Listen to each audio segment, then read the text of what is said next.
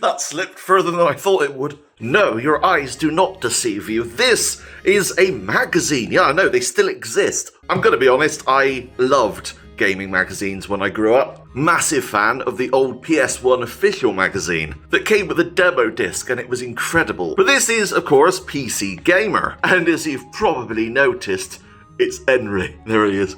Hello, I feel quite hungry. Ma, I'm hurt. Played by the wonderful Tom McKay. But as you see here, fight as a knight in the most immersive medieval RPG ever. Exclusive. Well, not anymore, because I'm going to be covering it. So this is the latest issue, and as you can see here, $6.99. Good God, I remember when magazines used to be $4.99. Prices have definitely gone up. This is currently only available in the UK. I don't know why this article isn't in the other versions, but today we're going to have a little look, and I'm going to go through it. I'm not going to show you the whole thing, because I don't want to spoil it, but we'll focus on the good stuff. As soon as you open this, you're going to see this amazing Henry. There he is. I'm actually going to probably use this as a thumbnail because it's absolutely gorgeous. A Knight's Tale. And in here, I'm going to read out some extracts, and we're going to go through. So, of course, we need to give credit to the writer Robert Jones. They got the inside scoop on Kingdom Come Deliverance 2 and talked to quite a few different people from Warhorse Studios, including Daniel Vavra, Victor Boken, who is the design director, and Prokop Jersa, who is the game designer. So we're going to go through a few things that kind of leapt out to me, and hopefully things that we don't already know. I think most importantly right now, we need to take a look at this. So I posted this on my community tab yesterday, as well as on Twitter, where it got 40,000 views. How the hell did that happen? And this is the first time that we're fully looking at the Kuttenberg map itself. I think we've seen it a couple of times, but we've never seen just the full thing. One thing I definitely want to point out here is the absolutely stunning surrounding art of Kuttenberg.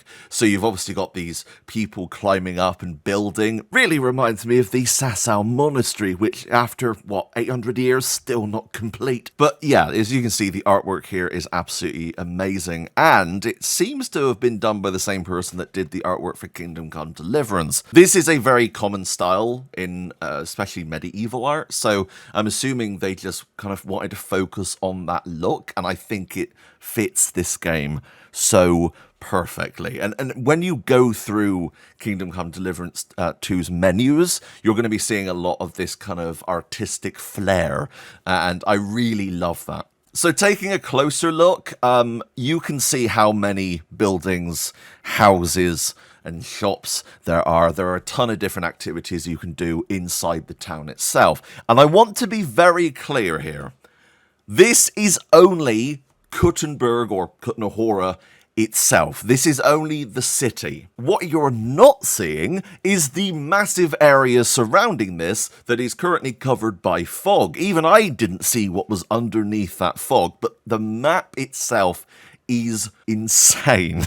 And I can't wait to just explore. It does feel like Kuttenberg is going to be a later game area. When I played Kingdom Come 2 a couple of months ago, the Henry that was at Kuttenberg was a very high level. That might have been done to make it easier for press to play, if that Cuphead IGN video was anything to go by. But it does feel like we're going to be going here later on in Henry's story, and I can't wait to get here. It looks amazing. We've obviously got stuff like the bakery, that's in there. That's the most important thing.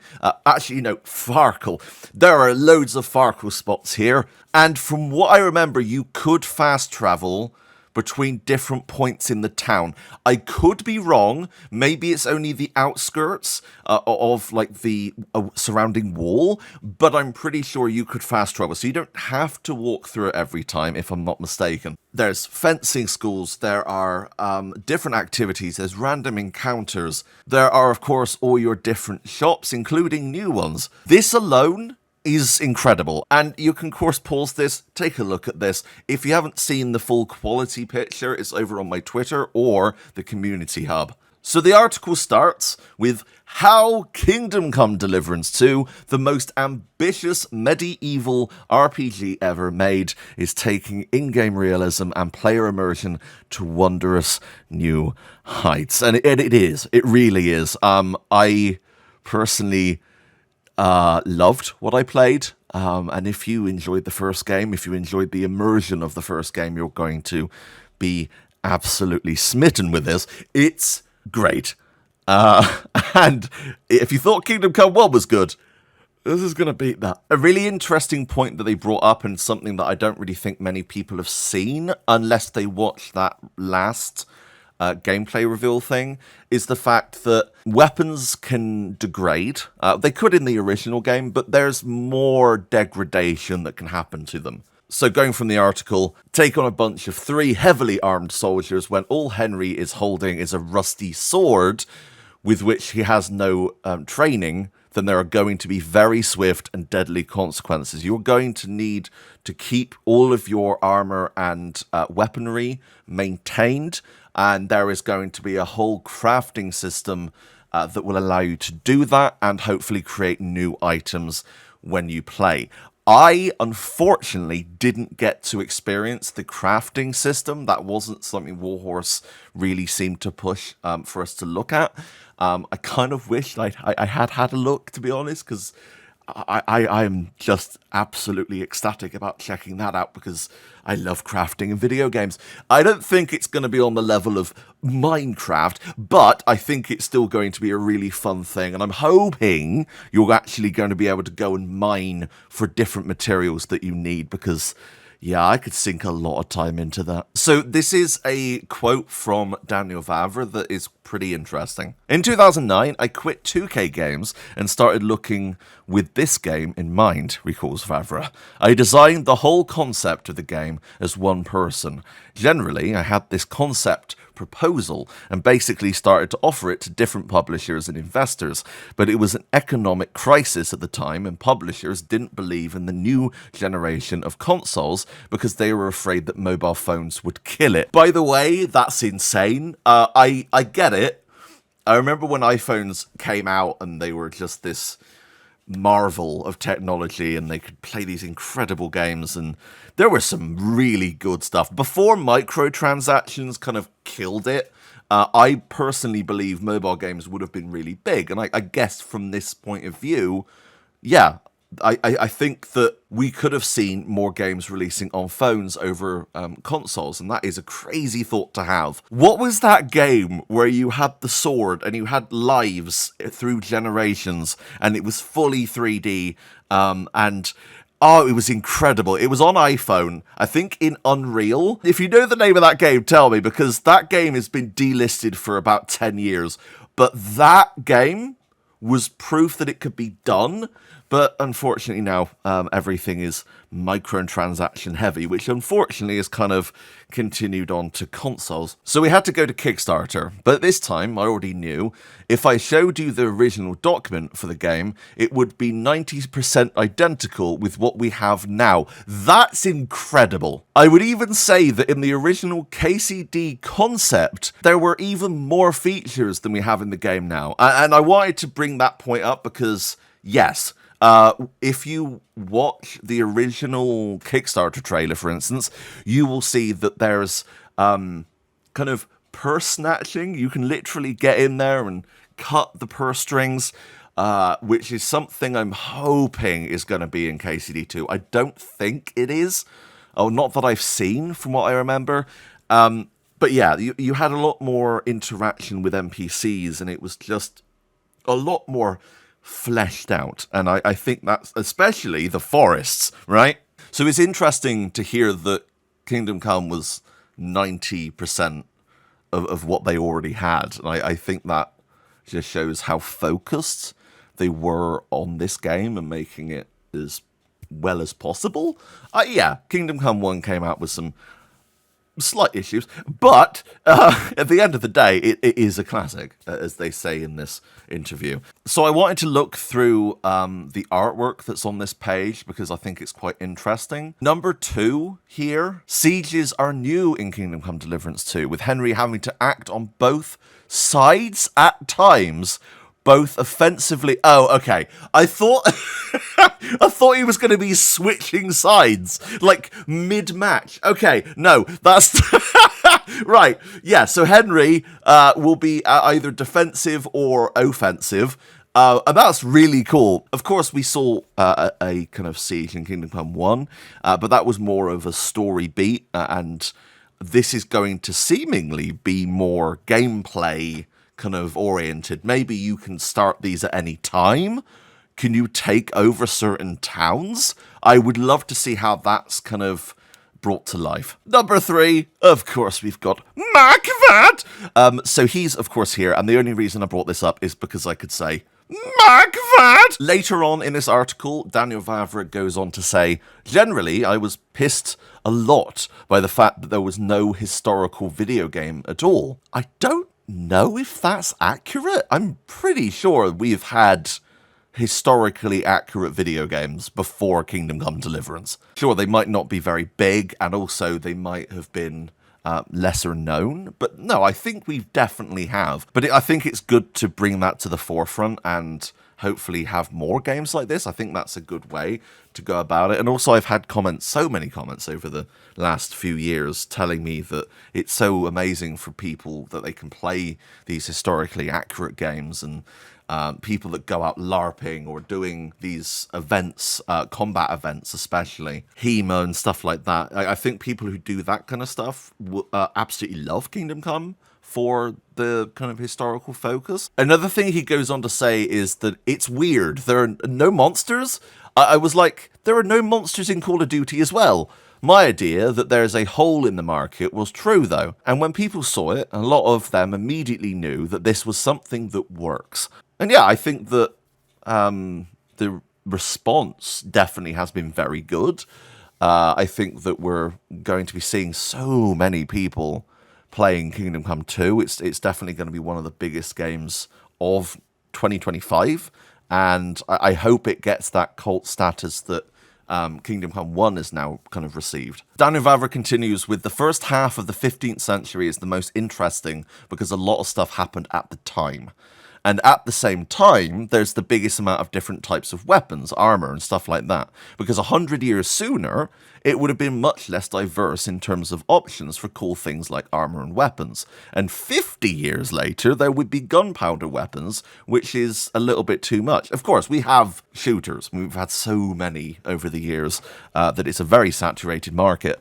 So the idea that we have like a more diverse collection is good. It would make armor obsolete, so this kind of Gothic period is the most interesting in terms of knights and stuff. So I wanted to take a look at this because it shows a little bit of an insight into the game. So we have this scene here with the horse and a sleeping horse. Yeah, that's what that did. This is sleep. Navigation. As in Kingdom Come Deliverance, the sequel attempts to deliver a realistic and immersive medieval experience. As such, players need to navigate the in-game world, which is over twice the size of the original game, via a map and their reading of the landscape, which makes me think they're talking about hardcore mode, right? Because that is very focused on the compass and not having a UI element telling you where different locations are. Landscape. Kingdom Come Deliverance is set in central Bohemia during the early 15th century and lets players explore notable destinations such as the Bohemia Paradise area of the outstanding natural beauty that is famous for its Prakov rocks seen here. Unique and beautiful sandstone formations. Maybe we can mine in places like that. That could be interesting. The warfare. The depiction of medieval warfare is markedly expanded in Kingdom Come 2, now on top of even more hand-to-hand with ranged combat options, with crossbows and early guns now available to Henry. There are now full-blown sieges to contend with. And animals. Building on the original game, Kingdom Come 2 is filled with more animals than ever before, adding to its realistic portrayal of medieval life. From horses to ride, dogs to train and track with, through to deer, boar, rabbits to hunt, and onto a myriad of domestic animals. So we know cats are, of course, in the game. I think there's going to be hostile animals, like maybe wolves. So that could be interesting to find out. We weren't told what the list of animals are in Kingdom Come 2, which is why I feel like they're hiding some stuff from us until we play it for ourselves. So yeah, if you can imagine, we're going to be like in the middle of the forest and then suddenly get jumped by a wolf. That would be incredible. And one of the big highlights of this part of the article is this. The underlying theme is that we refuse to treat gamers as stupid, which is important. Hand-holding in video games is, I think, good at parts. You definitely need to kind of get the reins of what this game is going to be giving you and what you need to be able to do, but you don't want to do it in a way that's overbearing. And there are so many games that are so overbearing with the hand-holding when you're still getting tutorial pop-ups 12 hours in.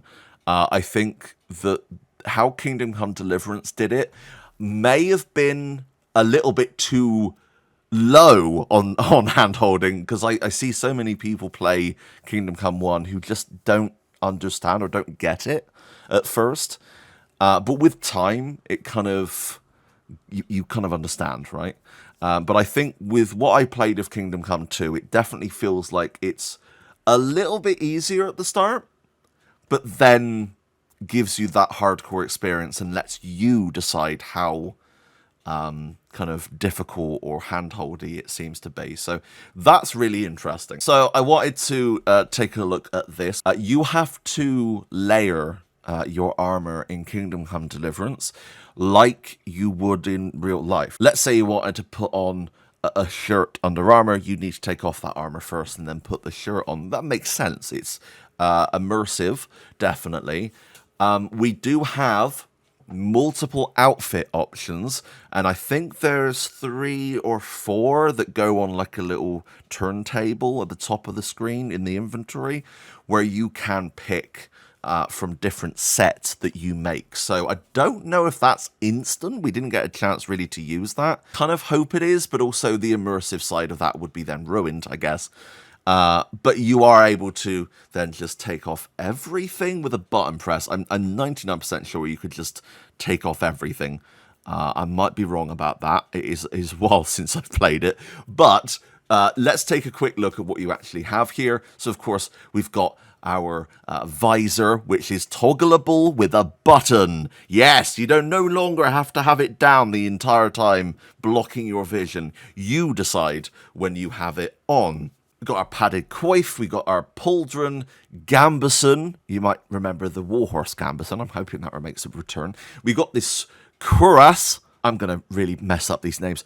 Pouch. We've got our chainmail night belt. So this is another thing we didn't really get to look at. I think this allows you to attach different things to it, like grenades or like powder bombs from what I've seen. I think there are going to be throwable items like shurikens.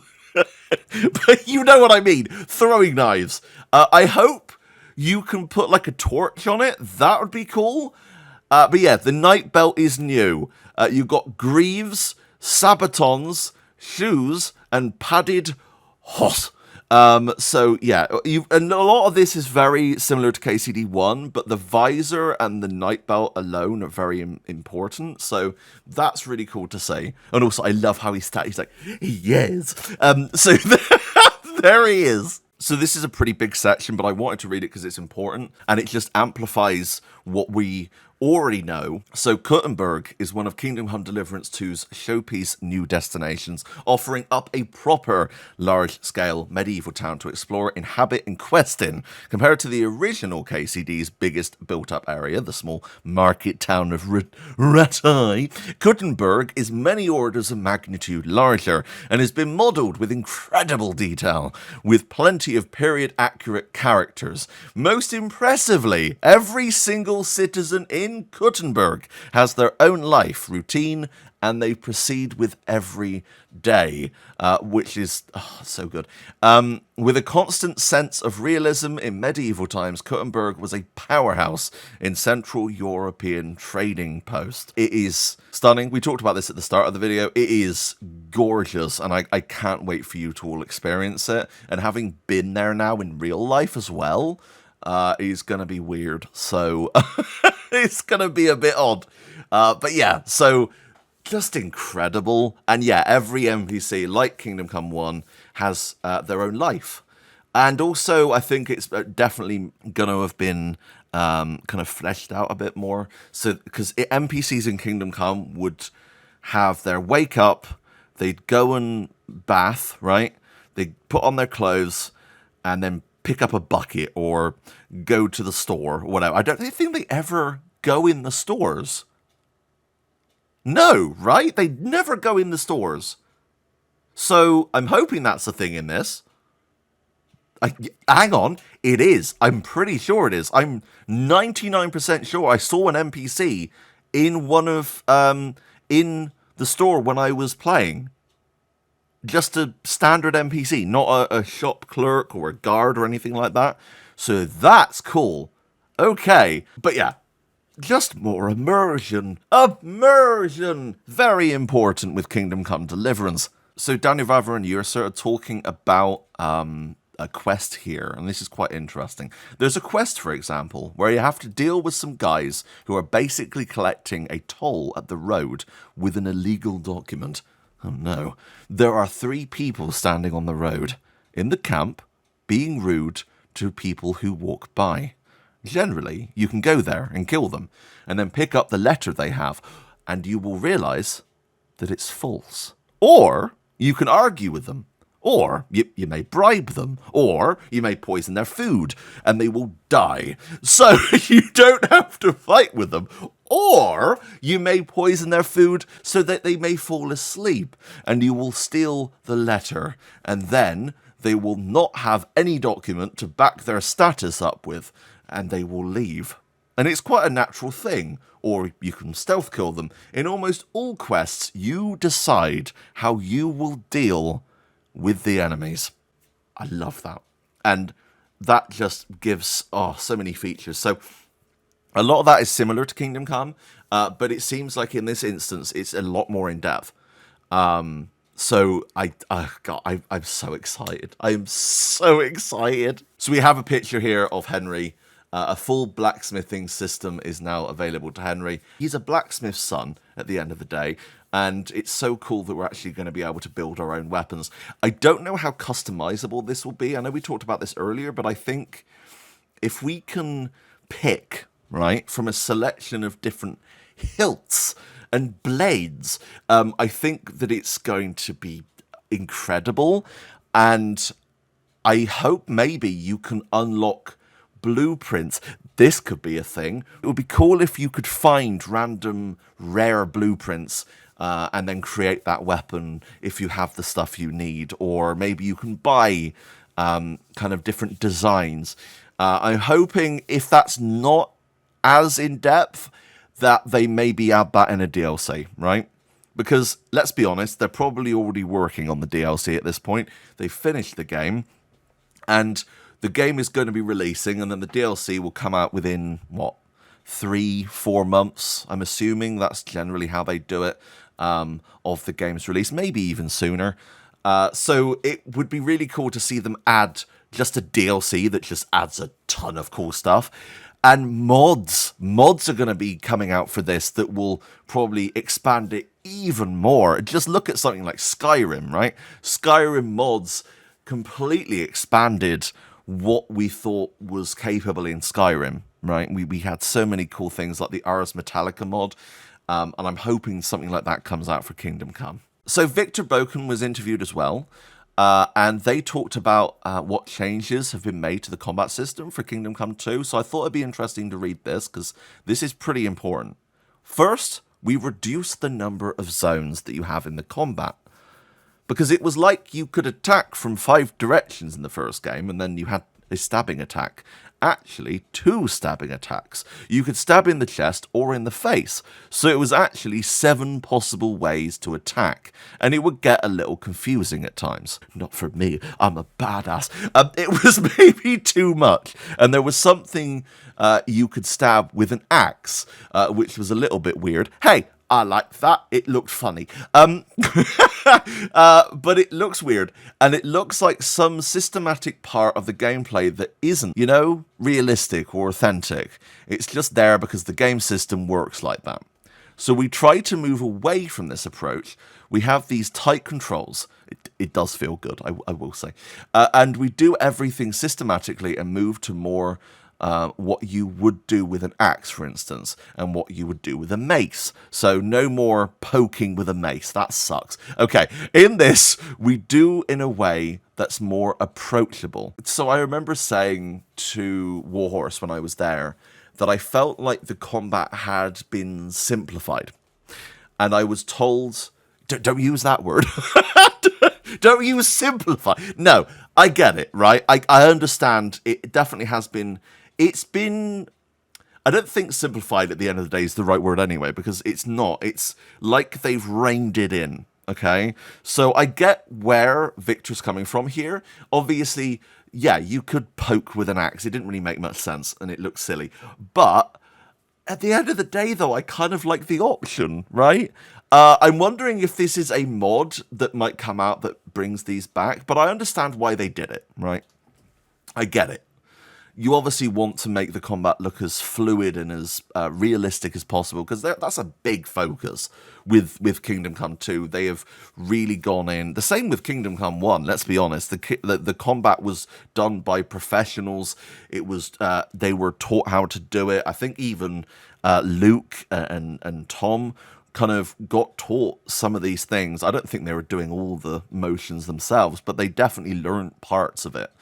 And I think, yeah, like Hema, for instance, they kind of wanted to focus on the more realistic aspects, right?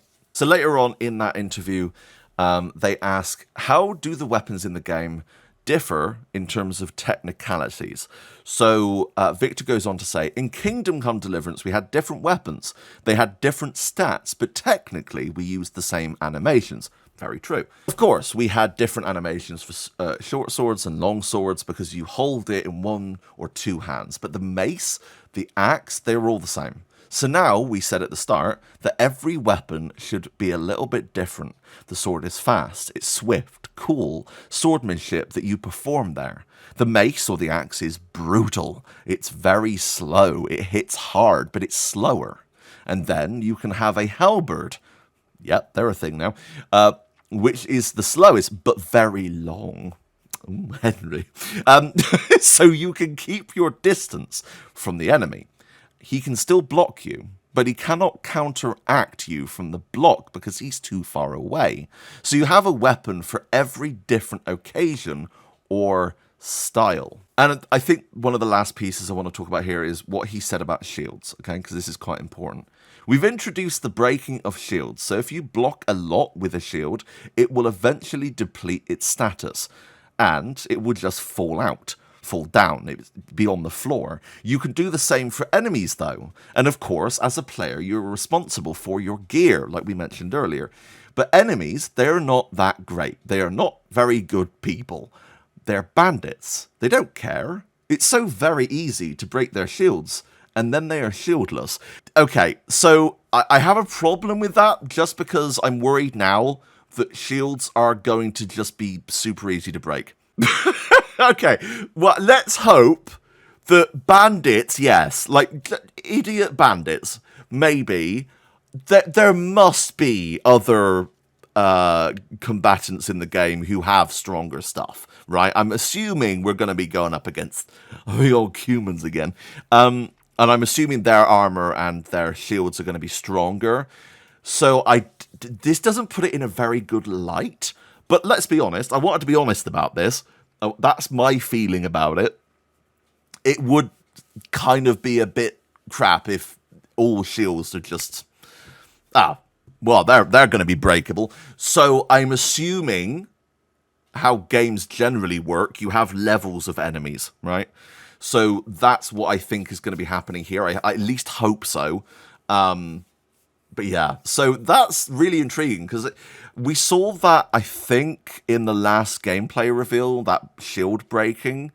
And that was really cool to see because, like, you need to worry about that. But I'm hoping it's not on the levels of Breath of the Wild, for instance, where things would just break if you sat on them. So I don't think it's going to be that bad. You know, you just have a really strong fart and they just explode. I don't think that's going to be the case, but we'll see. And again, that's something that could always be modified with mods if you play on PC.